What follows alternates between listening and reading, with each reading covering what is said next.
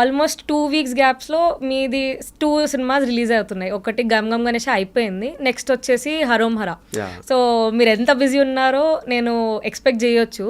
So how is life, అంటే how have you been? నాకు నా కెరీర్ స్టార్టింగ్ నుండే చాలా మంచి ఫ్రూట్ఫుల్ రిజల్ట్స్, ఆడియన్స్ అందరూ చాలా పాజిటివ్గా నేను చేసిన వర్క్స్ అన్ని రిసీవ్ చేసుకోవడం, అది వెరీ లక్కీ థింగ్ కింద ఎప్పుడు అనుకుంటూ ఉంటా. అండ్ ఇప్పటి వరకు నా జర్నీలో నేను వర్క్ చేసిన డైరెక్టర్స్ అవ్వచ్చు, నేను వర్క్ చేసిన టీమ్ అవ్వచ్చు, ప్రతి ఒక్కరు పాజిటివ్ ఆరాతో ఉండడం, నాకు ఒక హెల్దీ ఫ్రూట్ఫుల్ డైరెక్షన్లో జర్నీ ఇంతవరకు రావడం very happy. So RX100 album start నుండి ఇప్పటి వరకు చాలా ఆల్మోస్ట్ లైక్ ప్రతి ఆల్బంలో అట్లీస్ట్ 2-3 సాంగ్స్ అయినా అందరూ ఆదరించడం, మిగతావన్నీ కూడా మంచి ఎక్స్పీరియన్స్ క్రియేట్ అవుతుంది. అంటే అఫ్కోర్స్ ఒక మూవీలో ఒక 4-5 సాంగ్స్ లాంచ్ అయితే జనరల్గా ఒక 1-2 సాంగ్స్ కానీ హిట్ అయితే, వేరే సాంగ్స్ గురించి అంత ఫోకసింగ్గా మనం సినిమా రిలీజ్ టైం ముందు 2 months ముందు నుండి ప్రీ ప్రొడక్షన్ ఉంటుంది కదా, ప్రీ రిలీజ్ థింగ్స్ అన్నీ ఉంటాయి కాబట్టి, సో వేరే సాంగ్స్ పోస్ట్ రిలీజ్ స్లోగా అవి పెరుగుతూ ఉంటాయి, జనాలు వినడంగానే అవన్నీ ప్రాసెస్ జరుగుతూ ఉంటాయి కదా. సో ప్రతి ఆల్బమ్ నాకు నా RX100 టైం నుంచి, RX100 ఫస్ట్ సాంగ్ లాంచ్ అప్పటి నుంచి ఇప్పటి వరకు ప్రతి కంటెంట్ని చాలా నాకు జనరల్గా వ్యూస్ కానీ లేకపోతే నాకు వచ్చే రెస్పాన్సెస్ కానీ ఫోన్ కాల్స్ కానీ అన్నీ ఉంటాయి కదా. సో దానిలో ప్రతి సాంగ్ని ఎంజాయ్ చేస్తూ ఉండడం, అది వెరీ హ్యాపీ థింగ్. ఎందుకంటే ఒక ఆల్బంలో నేను multiple okay kind of song culture కాకుండా డిఫరెంట్గా ట్రై చేస్తూ ఉండడం ఇష్టపడతా, మ్యాక్సిమం పాసిబిలిటీ ఉన్నంత వరకు.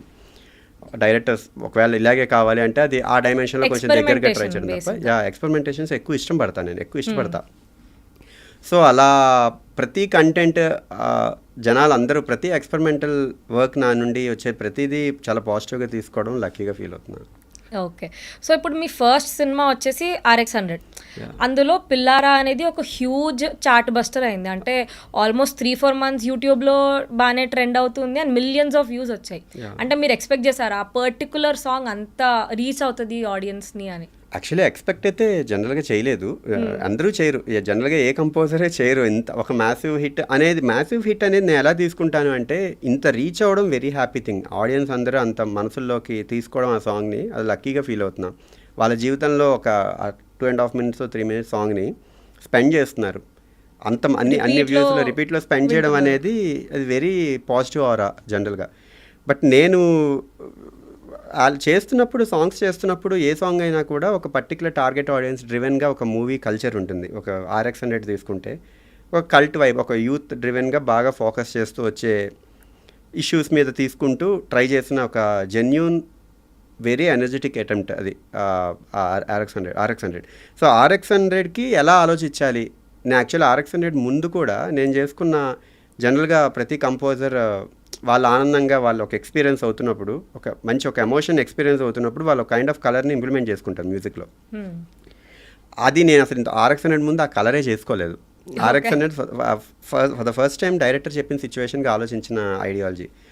సో అలా ఏంటంటే ప్రతి ఆల్బంలో ప్రతిదీ ఆ పర్టికులర్ మూవీకి ఎలా అయితే కుదురుతుంది, మూవీ ఫ్లో ఉంటుందో 2.5 hours మూవీకి స్టార్ట్ నుండి ఎండ్ వరకు ఒక ఫ్లో డిఫైన్ అవుతుంది. డైరెక్టర్ ఒక జీవితాన్ని చూపిస్తున్నారు, కొంతమంది జీవితాలని ఒక 2.5 hours.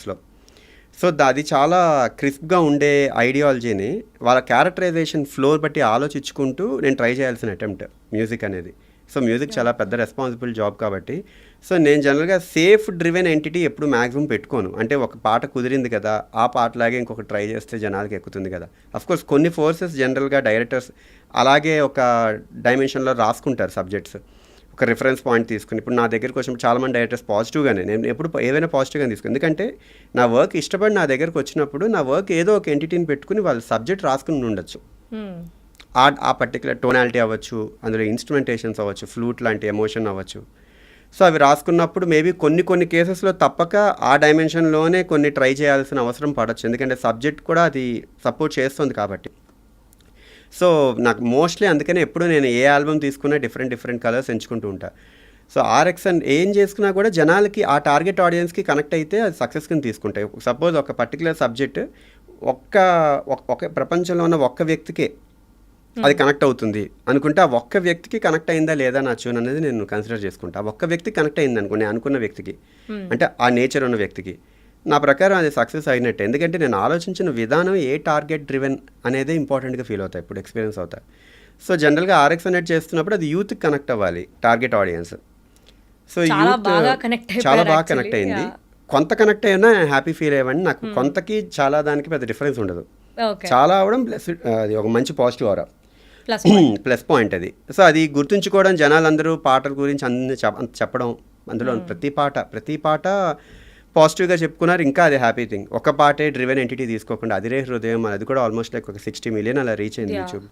యూట్యూబ్ వ్యూస్ అని కాదు, వ్యూస్ అనే డ్రివెన్ ఎప్పుడు నేను జనరల్గా తీసుకోను. బట్ ఎవరైతే రెస్పాండ్ అవుతున్నారు, ఇప్పుడు నేను బయటకు ఎక్కడికైనా వెళ్తే RX అనేది చేశానని చెప్తే, నాకు ఇనీషియల్గా RX అనేది చేశాను అన్నప్పుడు కూడా స్పెసిఫిక్గా మిమ్మల్ని ఎప్పుడు చూడలేదంటారు అనేవాళ్ళు. సో అది కూడా ఇంపార్టెంట్ అయిపోయింది ఈ కాలంలో. ఒక పాట కంటెంట్ మనం రిలీజ్ చేసుకుంటే ఆడియో డ్రివెన్గా, అది ఎవరు చేశారన్నదే ఐడెంటిటీ క్రియేట్ చేసుకోవడం చాలా ఇంపార్టెంట్. సో సపోజ్ స్టార్టింగ్ కెరియర్లో అది జనరల్గా అందరికీ పెద్ద రీచ్ అవ్వదు. ఒక కంటెంట్ చేస్తే కంటెంట్ రీచ్ అయినంత స్పీడ్గా అది ఎవరు చేశారనేది రీచ్ అవ్వదు. కానీ మీరు ఇప్పుడు రీసెంట్ గ్రాఫ్స్ చూస్తే, అంటే ఇప్పుడు మీరు ఒక పాట రిలీజ్ చేశారు అనుకోండి, అది రీల్స్లో సడన్గా ట్రెండ్ అయిపోతుంది. ఇన్స్టాగ్రామ్ రీల్స్ కానివ్వండి, ఇన్ఫ్లుయెన్సర్స్ కానివ్వండి, అది యూజ్ చేసి అది ఎక్కడికో వెళ్ళిపోతుంది పాట. అది ఒక ప్లస్ పాయింట్, బికాజ్ అది విని విని విని విని ఇప్పుడు నాకు వినాలని లేకపోయినా నేను వింటూ ఉంటా, అట్లా అడిక్ట్ అయిపోతాం మనం. So do you think social media is also plus point for you at this point of time? Definitely అండి. సోషల్ మీడియా ఇప్పుడు చాలా వరకు జనాలందరూ కూడా సోషల్ మీడియాతోనే లింక్ అప్ అయినారు. ఇన్ఫ్యాక్ట్ యూట్యూబ్ కన్నా ఈ ట్విట్టర్ కానీ ఇన్స్టాగ్రామ్ కానీ ఈ ఎలిమెంటరీ థింగ్స్, ఈ షార్ట్ వీడియోస్ ఎప్పుడైతే స్టార్ట్ అయ్యాయో అప్పటి నుంచి, కాకపోతే దేనికైనా ప్రోస్ అండ్ కాన్స్ ఉంటాయి. సో ఇప్పుడు సోషల్ మీడియాకి వస్తే నేను ఎలా ఎక్స్పీరియన్స్ అవుతానంటే, ఒక పాట అంతా ఒక ఫ్లోలో ఎక్స్పీరియన్స్ డ్రైవ్ చేస్తుంది. ఒక పాట స్టార్ట్లో ఒక ఎలిమెంట్, ప్రీ హుక్ దగ్గర ఒక ఎలిమెంట్, చరణంలో ఒక ఎలిమెంట్ ఉంటాయి. సో ఇందులో ఎలా ఉంటుంది అంటే, సోషల్ మీడియాలో షార్ట్ వీడియోస్ అనే పాయింట్లోనే ఉంది ప్రాబ్లం. అంటే కొన్ని సెక్షన్స్ మాత్రమే, కొన్ని డివిజన్స్, ఇప్పుడు హుక్ స్టెప్ ఉంది, హుక్ దగ్గర ఆ హుక్ స్టెప్ మాత్రమే వర్కౌట్ అవుతుంది. బట్ ఆ ఎలిమెంటరీ థింగ్ అంటే జనాలు ఎంగేజ్ అవ్వడం మళ్ళీ అందులో చాలా పెద్ద ప్రో ఎలిమెంట్. బికాస్ మీకు ఒక్క రీల్ క్లిక్ అయితే చాలు, అంటే వేల views, lakhs of views, people అది రిపీట్ చేస్తూ ఉంటారు.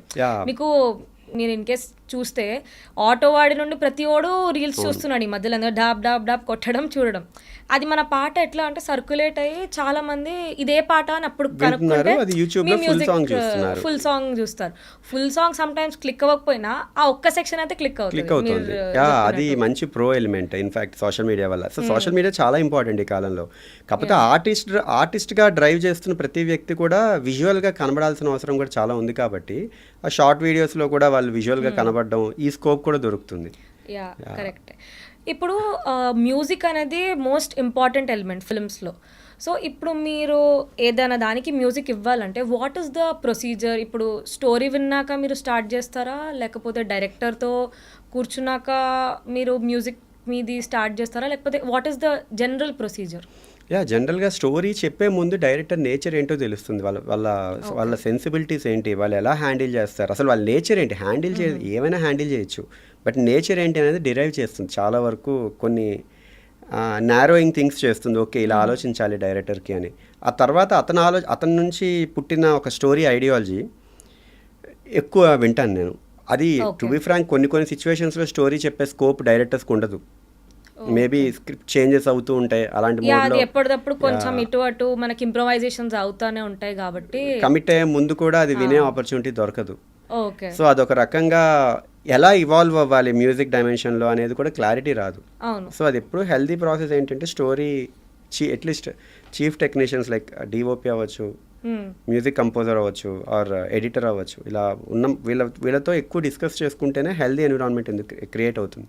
ఎందుకంటే ఇప్పుడు కంపోజర్గా నా దగ్గరికి ఒక డైరెక్టర్ వచ్చి, ఇది నేను అనుకుంటున్నాను సబ్జెక్ట్, ఇది ఒక 2.5 hours రన్ టైం రఫ్లీ ఉంటుంది, సో ఈ ప్రాసెస్లో నేను చూపించాలనుకుంటున్న జీవితం ఇది. సో వీళ్ళ ఫ్లో ఇలా డిఫైన్ అయి ఉంటుంది. అంటే స్టార్ట్ నుండి సినిమా ఎలా స్టార్ట్ అవుతుంది, ఎండ్ ఎలా స్టార్ట్ అవుతుంది, ఈ మధ్యలో వాళ్ళ యొక్క చేంజెస్, వాళ్ళ మానసిక ఒత్తిళ్ళ వల్ల, మానసిక డైమెన్షన్స్ వల్ల, హ్యాపీనెస్ వల్ల ఏదో రకంగా మౌల్డ్ అవుతుంది చేంజ్. అంటే సబ్జెక్ట్ అంటే ఆల్మోస్ట్ క్లైమాక్స్ అనే ఒక పదంలోనే ఉంది. ఏదో ఒక సొల్యూషన్ చూపించాలి, సినిమా స్టార్ట్లో ఏదో ఒక కిక్ స్టార్ట్ ఉండాలి.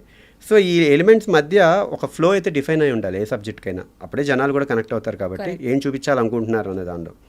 సో అది అర్థమయ్యేట్టుగా ముందు తెలుసుకుంటా, ఆ తర్వాత డీటెయిల్గా స్టోరీ ఏంటి ఎగ్జాక్ట్లీ లైక్ ఎలాంటి మలుపులు తిరుగుతున్నాయి. మీరు కూడా స్క్రిప్ట్ తీసుకొని కూర్చుంటారా? అంటే sometimes what is the scene to scene, how to analyse the characters, Exactly. అదంతా మీరు కూడా మీ తీసుకోవాలి. ప్రాసెస్ కూడా అది. అది